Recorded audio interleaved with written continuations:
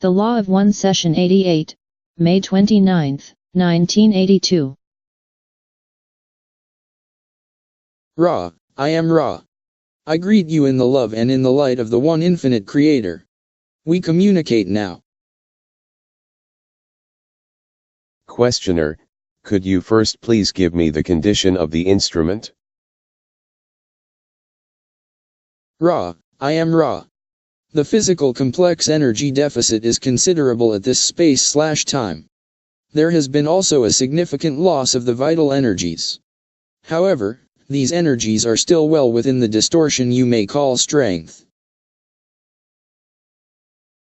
Questioner, of all of the things that you have mentioned before for replenishing these energies, at this particular space/time, which would be most appropriate for the replenishing of both of these energies?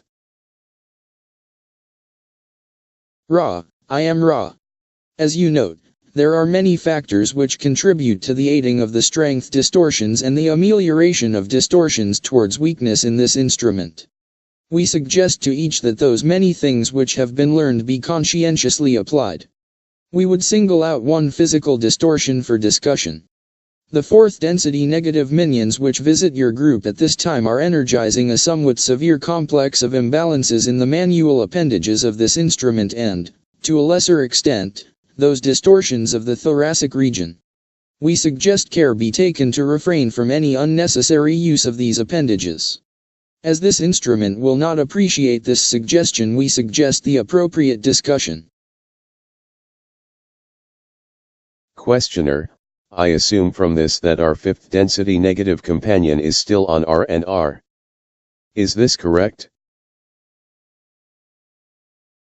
Ra, I am Ra. Your fifth density companion is not accompanying you at this time. However, it is not resting. Questioner, is the sensor we have provided all right? They do go out prior to the end of the session. Would it be better if it did not go out prior to the end of the session? Ra, I am Ra. The new configuration of the sensor is quite helpful to the more subtle patterns of energy surrounding these workings. It would be helpful to have a continuously burning amount of sense.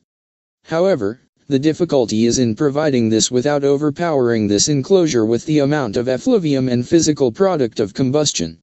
Having to choose betwixt allowing the sensor to finish its burning and having an overabundance of the smoke, we would suggest the former as being more helpful. Questioner, the instrument has mentioned what she refers to as bleed through or being aware, during these sessions sometimes, of the communication. Would you comment on this? Ra, I am Ra. We have the mind/body/spirit complex of the instrument with us. As this entity begins to awaken from the metaphorical crib of experiencing light and activity in our density, it is beginning to be aware of the movement of thought. It does not grasp these thoughts any more than your third density infant may grasp the first words it perceives. The experience should be expected to continue and is an appropriate outgrowth of the nature of these workings and of the method by which this instrument has made itself available to our words. Questioner, the instrument mentioned a recurrence of the need for going to the bathroom prior to the session. Is this because of the low vital energy? Ra, I am Ra. It is part of the cause of the lowered vital energy level.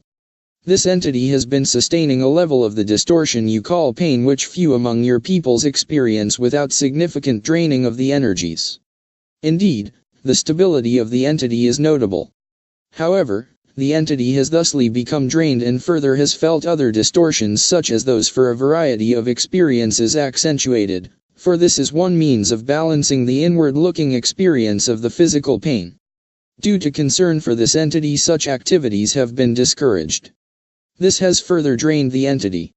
The will to be of service to the Creator through the means of offering itself as instrument in these workings, therefore, was given an opportunity for the testing of resolve. This entity used some vital energy to fuel and replenish the will. No physical energy has been used by the instrument, but the vital energies were tapped so that this entity might have the opportunity to once again consciously choose to serve the one infinite creator. Questioner, is the small crystal that the instrument uses upon her during the session of any benefit or detriment? Ra, I am Ra. This crystal is beneficial as long as he who has charged it is functioning in a positively oriented manner. Questioner, who charged the crystal?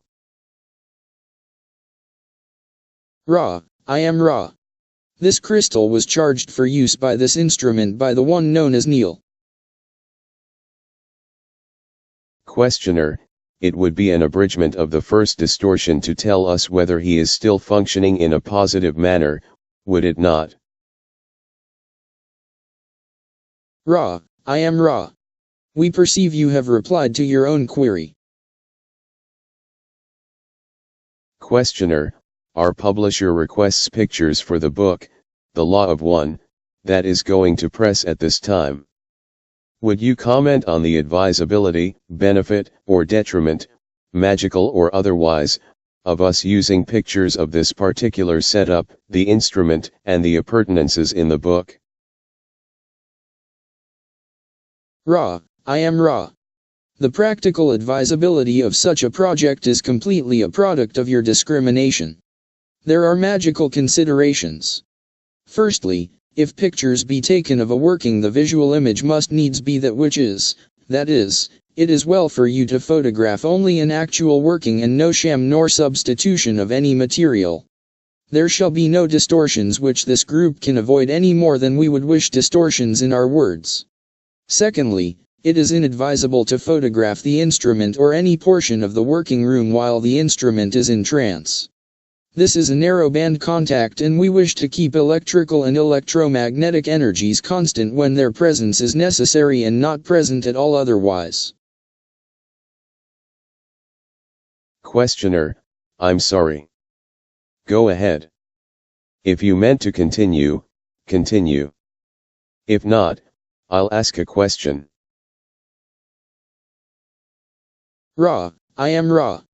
We wished to state, thirdly, that once the instrument is aware that the picture taking will be performed, that during the entire picture taking, whether before or after the working, the instrument be required to continuously respond to speech, thus assuring that no trance is imminent. Questioner, from what you have told me, then, I have planned the following.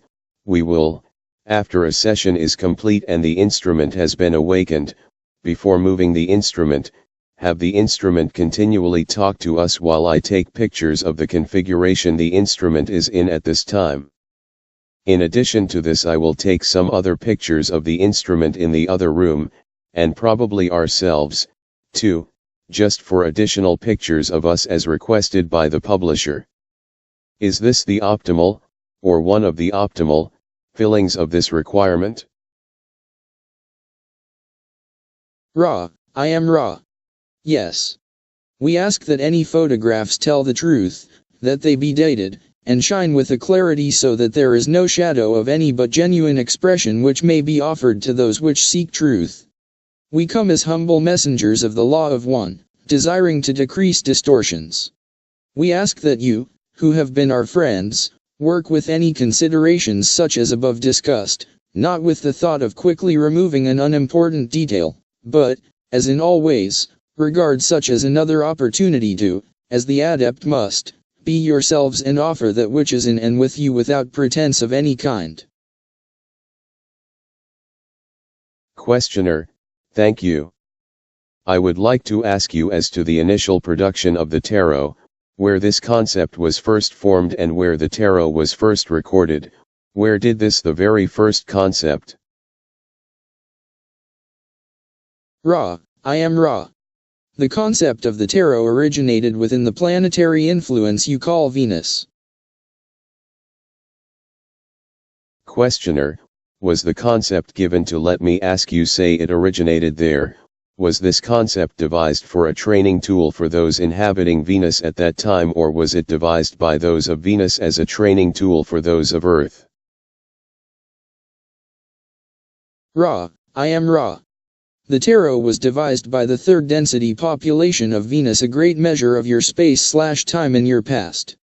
As we have noted, the third density experience of those of Venus dealt far more deeply and harmoniously with what you would call relationships with other selves, sexual energy transfer work, and philosophical or metaphysical research. The product of many generations of work upon what we conceived to be the archetypical mind produced the tarot, which was used by our peoples as a training aid in developing the magical personality. Questioner, I'll make a guess that those of Venus third density who were the initial ones to partially penetrate the veil gleaned information as to the nature of the archetypical mind and the veiling process, and from this designed the tarot as a method of teaching others. Is this correct? Ra, I am Ra. It is so. Questioner, I will also assume, which may not be correct, that the present list that I have of the 22 names of the tarot cards are not in exact agreement with Ra's original generation of the tarot. Could you describe the original tarot, first telling me if there were 22 archetypes? That must have been the same.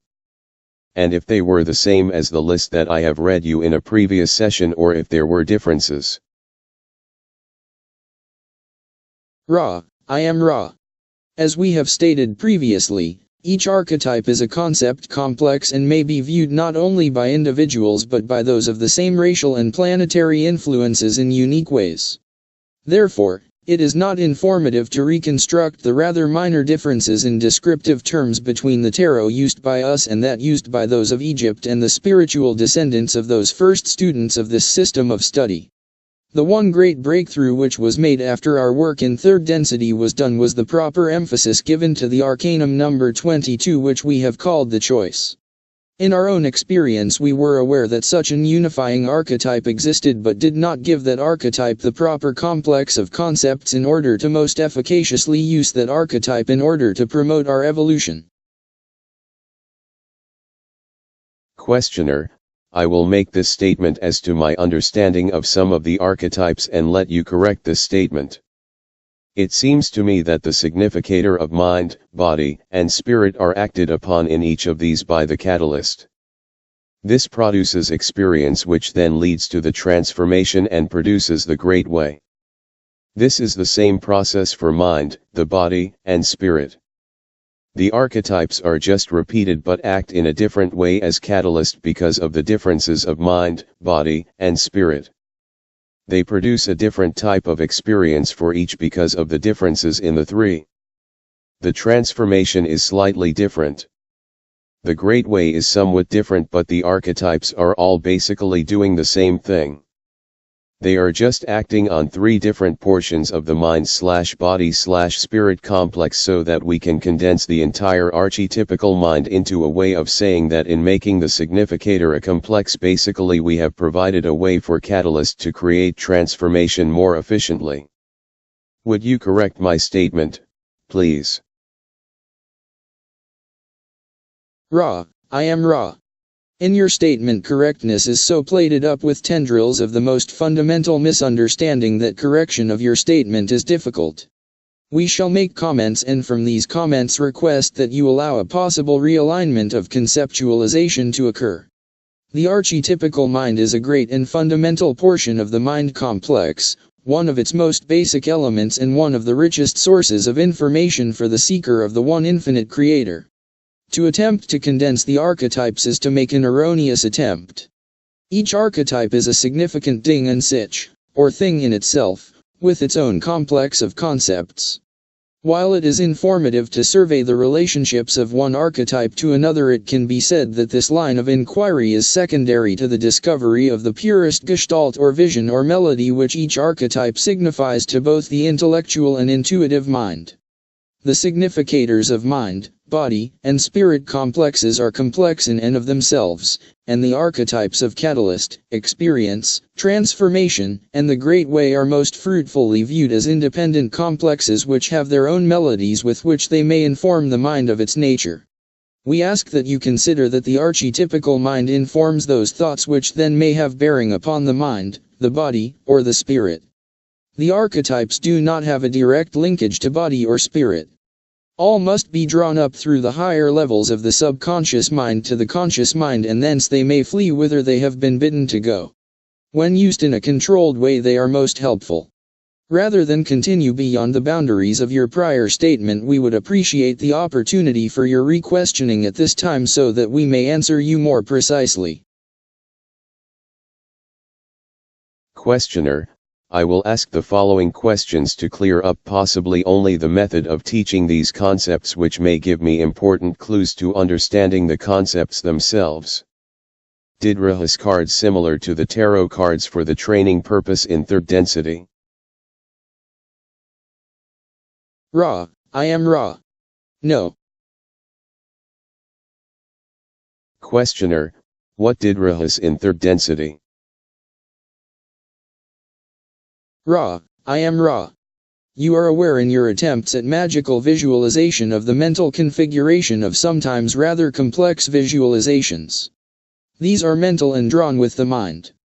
Another example well known in your culture is the visualization, in your mass, of the distortion of the love of the one infinite creator called Christianity, wherein a small portion of your foodstuffs is seen to be a mentally configured but entirely real man, the man known to you as Jehoshua, or, as you call this entity now, Jesus. It was by this method of sustained visualization over a period of training that we worked with these concepts. These concepts were occasionally drawn. However, the concept of one visualization per card was not thought of by us. Questioner: well, how did the teacher relay information to the student with respect to visualization? Ra, I am Ra. The process was Kabbalistic, that is, of the oral tradition of mouth to ear. Questioner: then when Ra attempted to teach the Egyptians the concept of the tarot, was the same process used, or a different one? Ra, I am Ra. The same process was used. However, those which were teach/learners after us first drew these images to the best of their ability within the place of initiation, and later began the use of what you call cards bearing these visualizations representations. Questioner: were the court arcana and the minor arcana a portion of Ra's teachings, or was this something that came along later? Ra, I am Ra. Those cards of which you speak were the product of the influence of those of Chaldea and Sumer.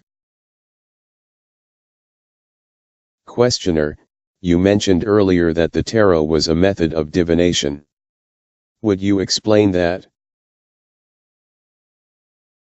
Ra, I am Ra. We must first divorce the tarot as a method of divination from this major arcana as representative of 22 archetypes of the archetypical mind. The value of that which you call astrology is significant when used by those initiated entities which understand, if you will pardon the misnomer, the sometimes intricate considerations of the law of confusion. As each planetary influence enters the energy web of your sphere, those upon the sphere are moved much as the moon which moves about your sphere moves the waters upon your deeps. Your own nature is water, in that you as mind/body/spirit complexes are easily impressed and moved. Indeed, this is the very fiber and nature of your journey and vigil in this density, to not only be moved but to instruct yourself as to the preferred manner of your movement in mind, body, and spirit.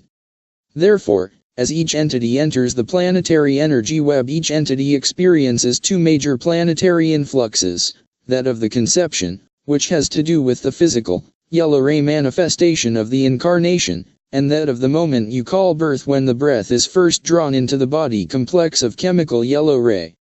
Thus those who know the stars and their configurations and influences are able to see a rather broadly drawn map of the country through which an entity has traveled, is traveling, or may be expected to travel, be it upon the physical, the mental, or the spiritual level. Such an entity will have developed abilities of the initiate which are normally known among your peoples as psychic or paranormal. When the archetypes are shuffled into the mix of astrologically oriented cards which form the so-called court arcana and minor arcana, these archetypes become magnetized to the psychic impressions of the one working with the cards, and thusly become instruments of a linkage between the practitioner of the astrological determinations and divinations and the one requesting information. Ofttimes such archetypical representations will appear in such a manner as to have seemingly interesting results, meaningful in configuration to the questioner. In and of themselves, the major arcana have no rightful place in divination but, rather, are tools for the further knowledge of the self by the self for the purpose of entering a more profoundly, acutely realized present moment.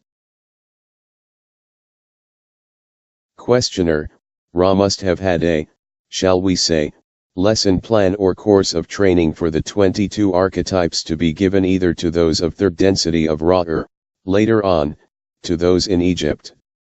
Would you describe the scenario for the training course? Ra, I am Ra. This shall be the last full query of this working. We find it more nearly appropriate to discuss our plans in acquainting initiates upon your own planet with this particular version of the archetypes of the archetypical mind.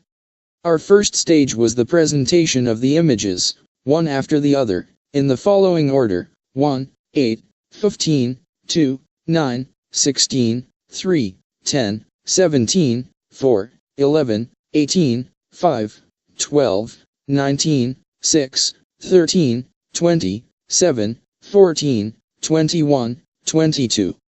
In this way the fundamental relationships between mind, body, and spirit could begin to be discovered, for as one sees, for instance, the matrix of the mind in comparison to the matrices of body and spirit, one may draw certain tentative conclusions. When, at length, the student had mastered these visualizations and had considered each of the 7 classifications of archetype, looking at the relationships between mind, body, and spirit, we then suggested consideration of archetypes in pairs, 1 and 2, 3 and 4, 5, 6 and 7. You may continue in this form for the body and spirit archetypes. You will note that the consideration of the significator was left unpaired, for the significator shall be paired with archetype 22. At the end of this line of inquiry the student was beginning to grasp more and more deeply the qualities and resonances of each archetype. At this point, using various other aids to spiritual evolution, we encouraged the initiate to learn to become each archetype and, most importantly, to know as best as possible within your illusion when the adoption of the archetype's persona would be spiritually or metaphysically helpful. As you can see, much work was done creatively by each initiate. We have no dogma to offer. Each perceives that which is needful and helpful to the self. May we ask if there are any brief queries before we leave this working? Questioner, is there anything that we can do to improve the contact or make the instrument more comfortable? Ra, I am Ra. We again warned you concerning the distortions of the instrument's hands. The 4th density influence upon them could be inconvenient in that, if allowed to proceed without abatement, what you call your surgery shall be almost immediately necessary. The alignments are good.